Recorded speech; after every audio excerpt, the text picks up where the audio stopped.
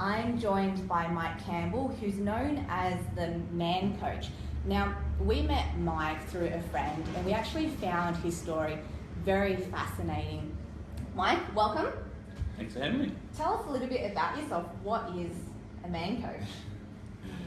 Good question. It's usually the first one. Yeah.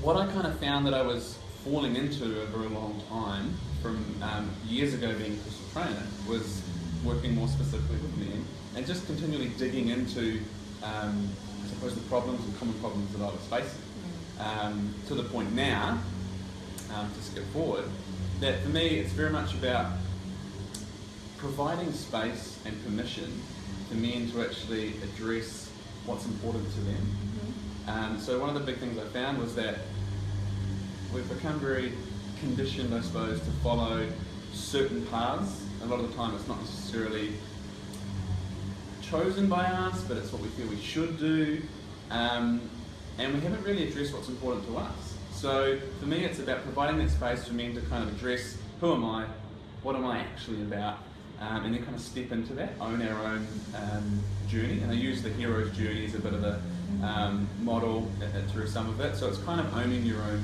hero's journey and becoming your own man, just getting clarity around what it means to be a man for yourself. Yeah.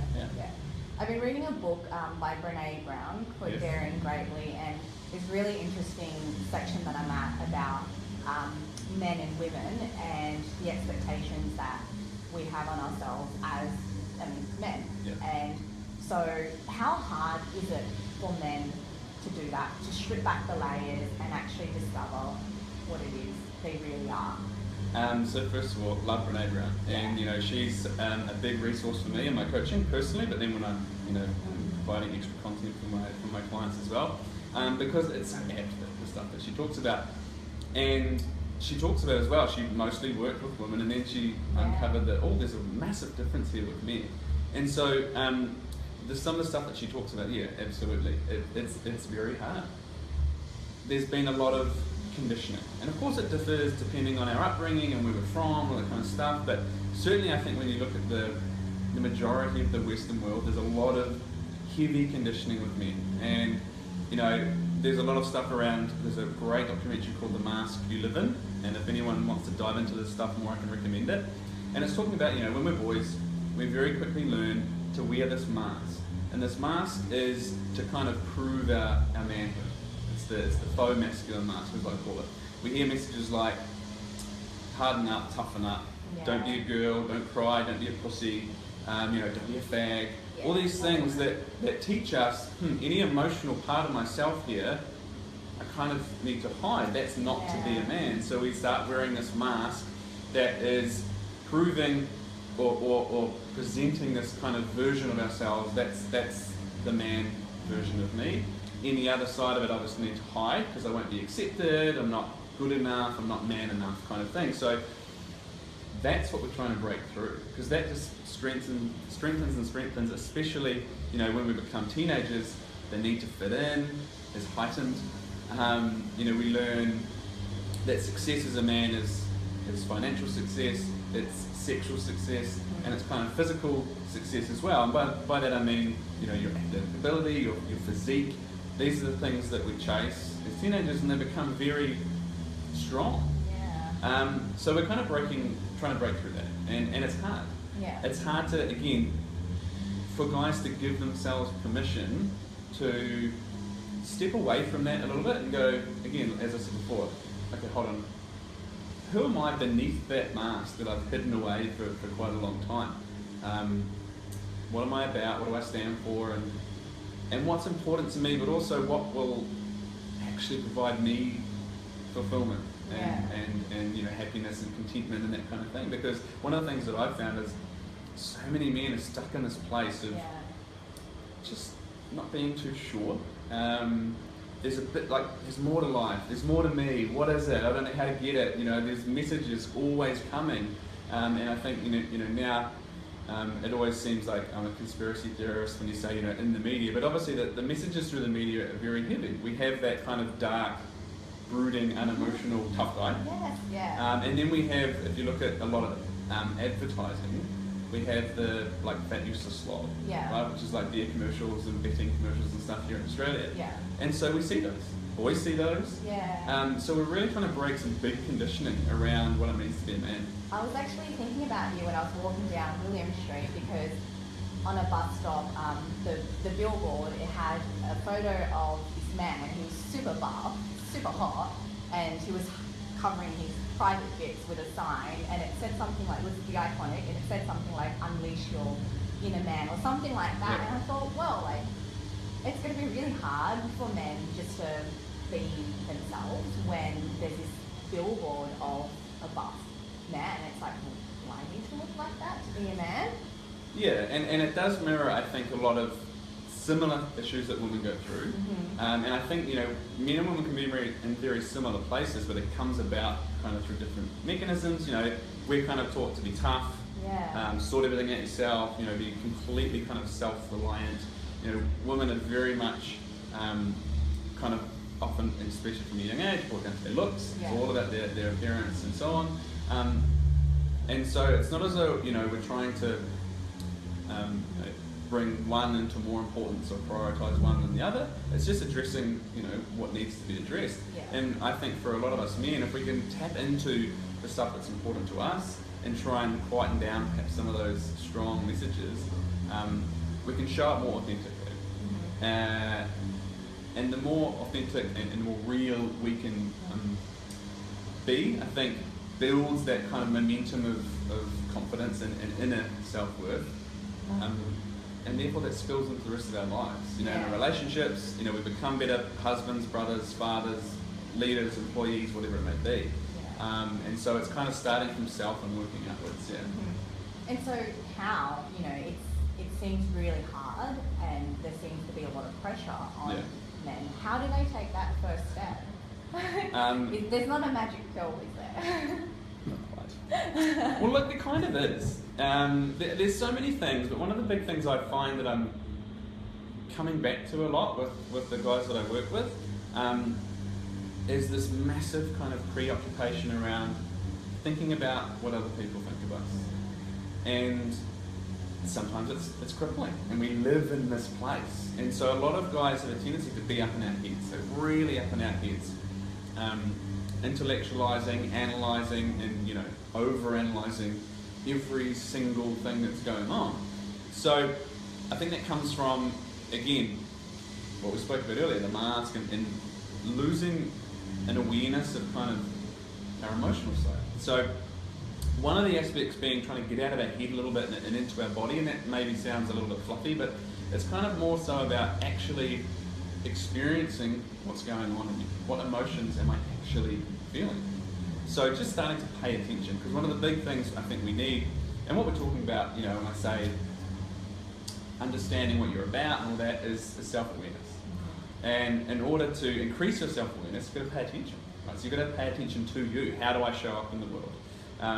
But again, trying to experience it and get in touch more with your feelings, as opposed to perhaps getting in touch with your emotions, which a lot of guys shun. With increased awareness, we can start to better manage our thoughts, our words, and our actions. So that's a general kind of concept.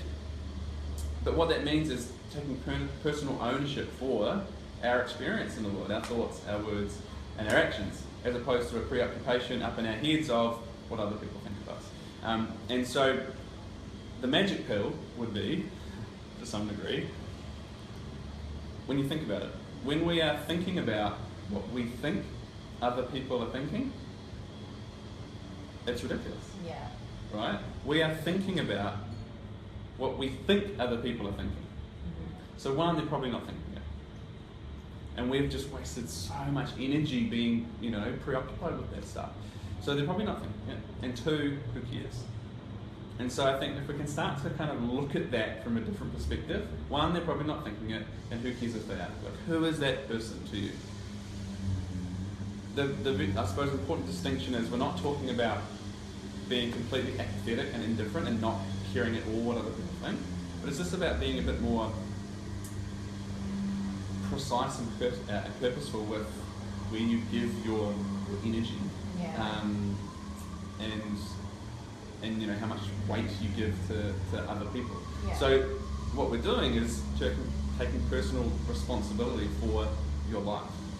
It's not what these people think, it's not what those people said or did, but it's just about coming from a place of I can control my thoughts, my words, and my actions. Mm-hmm. So let me pay attention to those, gain awareness, and then I can better manage them. Mm-hmm. Yeah. Mm-hmm. And even that process of, well, thinking about, okay, well, they're probably not thinking that.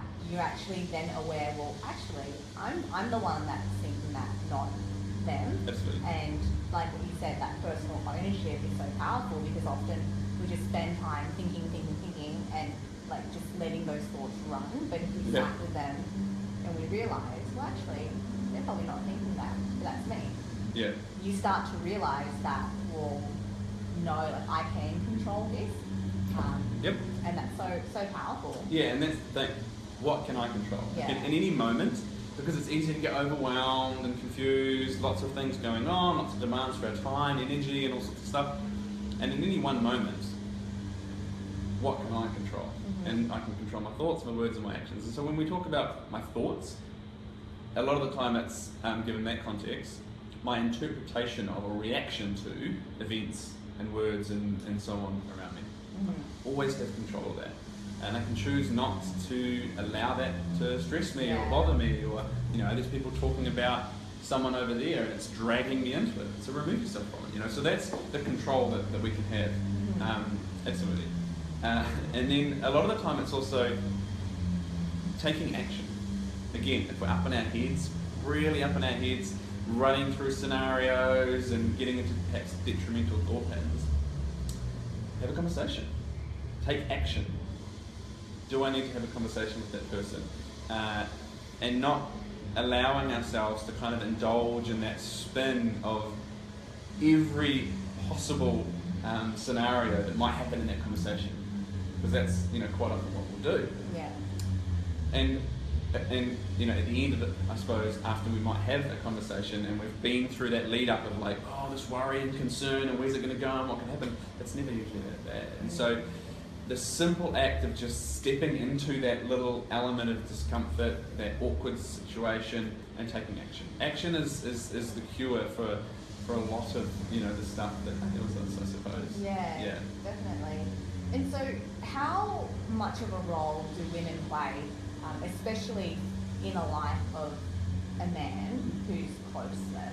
They often, you can see the blind spots if it's not you. And so how can we help those men around us? Yeah, good question, and, you know, a very big question. Yeah. Because it is, right? And so, like, I think one simple answer is massively important. Yeah. But it's also so individual, and unfortunately, one of the answers I'll give most common in my coaching is it depends. Mm-hmm. It just depends on so much. But I think if it's in a relationship standpoint, you know, one of the things that I'll encourage a lot of my guys when it comes to a relationship is, you know, it's your responsibility to come into a relationship, and therefore any relationship, right, any interaction, whatever it may be, as you, not looking for someone to fill voids or to be something, but to add to you, add to your cup, add to your happiness and contentment and experience in the world. So obviously the flip absolutely is true for, you know, a woman coming into their relationship. You can't look for your man to be something. Yeah. And I'll have a similar question, you know, with my guys. They might be working on themselves and, you know, they're seeing some change and some progress and feeling good or whatever it is. And it's like, you know, my partner, I really love her to be doing some kind of stuff like this. You know, how do I approach it? Well, I think it's a very dangerous, you know, a very dangerous area, or it can be. Simply, how you approach it is by leading, you know, by doing you, and leading by example. Going back to that self-ownership concept. That and, you know, if I'm like, you know, in my relationship and I'd love to see, let's say, my partner step up, be it man or woman, you know, both points of view, all I can do is lead by example and then potentially kind of hold and provide and hold space for them to do it as well. Yeah. But really you lead by example. And so, you know, if it was a woman sitting in that place going, I'd love for my man to do X and Y, then one, maybe address why you're thinking that. And again, I think this goes either way. Yeah. Am I projecting something onto them? Is that something that I might need to work on myself? That I'm not accepting them as they are? You know, so that's why it can be a very convoluted and broad thing. But if it is something that you're like, man, there's some potential here, and you know, he just always, you know, never quite steps up there or whatever it may be, then you do you. And if someone wants to step up, they will. If they don't, then sometimes that's a tough conversation. But I think to try and change someone or get them to do something is going to be hard. Yeah. Right? They need to do it themselves. You know, you can push a horse's head into water, but if it doesn't want to drink, it's not going to drink. I love that saying. So yeah, it's tricky, but I just think you've got to do you. And then again, part of the extension can be in doing that, you might open space for them to step up. And if they don't, you've got to have a conversation, I suppose. Again, I refer back to Brene Brown, and she says often, you know, women can also have this expectation of ourselves, but also of what a man or a partner should be. But if you actually really thought about that and all those qualities that the media portray and condition us to think of men, do we actually really want that person in our partner? And more often than not, if you think about it, you probably don't. You don't want this alpha male media portrayed image as your partner, because who you really want is, you know, who's actually in front of you. Yeah, and so, you know, that's the important thing to start with, and figuring out what you're about. Yeah. And so that's it. So for any individual, I think knowing your value set, you know, what is your compass? Where am I heading? What is important to me? And that's first of all doing the work on yourself, understanding what you're about, what you stand for, and you know, what you value, your kind of, you know, your rules to live by, so to speak. But certainly, very simply, just knowing your values means that you can live that, and therefore coming into a relationship, same thing. Certainly, I think there's absolutely warranted space for having conversations in relationships around values, mine, yours, shared values, and having some kind of shared, you know, direction. Absolutely. And so that might be something, you know, that you're going to talk about. But what we can, I think, often do is fall into a trap of seeking qualities, and you know, the obvious ones is physical, but it can be beyond that, versus knowing the values that someone has, and obviously that you value in another person, which is very different, and that's talking to, you know, the human being kind of thing. Yeah. And so that, you know, I think once you're clear on that yourself, it's easy to get clear on you know, what resonates with you and someone else. Yeah, definitely. And so with the work that you've worked with many men, thousands. Yeah, lots of men. Yeah. What are some of the common roadblocks that you see men face? Is there a common trend to start with? Well, I mean, there is, and we've kind of covered it. You know, for me, and this is what led me into this work, was, you know, working as a personal trainer for many years, I was mostly working with men, and, you know, they'd come for some kind of physical work, right? Some physical desire, some change. And soon I kind of discovered that the same problems were coming up. You know, usually, mostly, there was something beneath that physical want, right? And if we didn't address that, then there was not going to be real buy-in to it. So I kind of started, you know, addressing, well, what is that? And then I came across these three kind of common problems. One being that physically, we're not where we want to be. And it's such a broad statement because it affects such a broad, you know, number of men. You know, we could have a guy over here who's like obviously, let's say, overweight and obese. Then we could have a guy over here who perhaps to guy number one is in great shape, but actually if you ask him, he's not where he wants to be. And then the extension of that, and perhaps a big cause of that being mentally we're not where we want to be. Same thing. And I saw it in this, like, accepting just man. Yeah. You know, life's hard, work's busy, everything's a bit of a drag, bring on the weekend, shit, it's Monday again, kind of thing. And it was just a bit of frustration, feeling a bit stuck and lost and so on. And so those are the things that led me into, again, questioning why. And so that's what kind of led me to, as men, I think we have this model of masculinity that isn't serving us. And so that is the root cause of things for me, that we put on this mask, we feel pressured to be a certain version of ourselves and kind of, quote unquote, prove our manhood. And that is where it all starts. So there's this pressure to be this. Because, on the surface, one of the big things is priorities. Yeah. Our priorities are screwed. But for me, the cause is because we've kind of not really been taught to address that so much. Some people are much more intuitive and in tune to stuff, and they find something they're passionate about and follow it, and which is great. Yeah. But we don't necessarily learn that stuff. And so again, it's just taking personal ownership of your life and where it's heading. Yeah. So that's kind of the first thing for me, I think. And then of course, after that comes actual prioritization. Yeah. We can, a common path now is leave school, get a trade or a qualification, get a career, head down, work hard, get some security, get into a relationship, kids come, and responsibilities kind of pile up. All of a sudden it gets harder and harder to kind of have breathing space. And so priorities can just be all over the show, right? Because there's a constant pull in all these different directions. And it's easy to go, it's because of that, and the kids and whatever, but at the end of the day, you are in charge of your life. Again, what can you control? Your thoughts, your words, and your actions. So actually sitting back and prioritizing kind of what's important. Yeah. And then that's where all sorts of things can come in. Finances, career, business, physical, whatever it may be. I will get asked, who's your audience? What's the guys? Are they lawyers? Are they, whatever? And I say, look, what they do day to day varies. Yeah. Where they're similar is that they've reached a point where they're starting to ask the question, is there a bit more to life? Is there a bit more to me?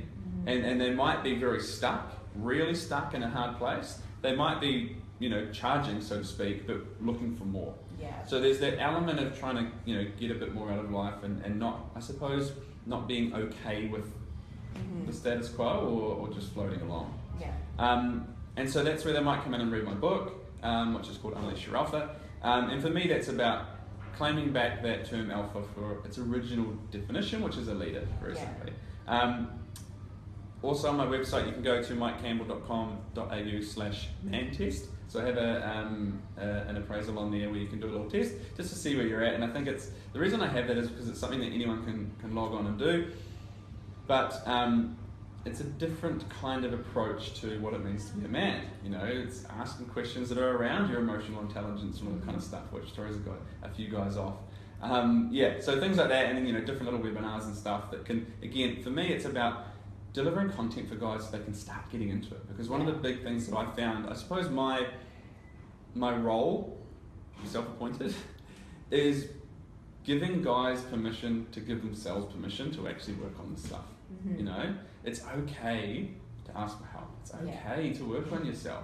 In fact, it's a real sign of strength. And going back to Brene Brown, vulnerability is courage. And for us guys, putting your hand up or actually investing in yourself in some way, time or energy, doesn't have to be money, to work on yourself is a real sign of strength. Yeah, and it's so important to have a peer to say, it's okay, because often it can make it easier for them to say it's okay. Absolutely. As well. Yeah, and that's why I work with guys in groups for the most part, because when you get, I can work on a guy one-on-one and it's great, and it's fun, we have these conversations, but when you get a few guys in a room or virtually, in a room, and there's this whole element of, me too, someone shares, they're vulnerable, they're courageous, and they share something about themselves, and all of us guys who are up in our heads can start to think, shit, it's not just me. And so all of a sudden, it's so much more than the sum of its parts when guys will actually connect.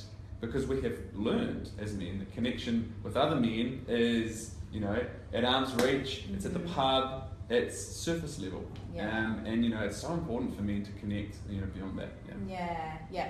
And so if anyone wants to get in contact with you, ask you some questions, Yep. get involved with your workshop, coaching, how can they get in contact with you? So the easiest thing is just to go to my website, really, mikecampbell.com.au. Of course, you can find me on Facebook, Mike Campbell Man Coach. But really, you can go to my website. There's a contact form there, and Yeah, and read easy. Mike's about page. It's hilarious.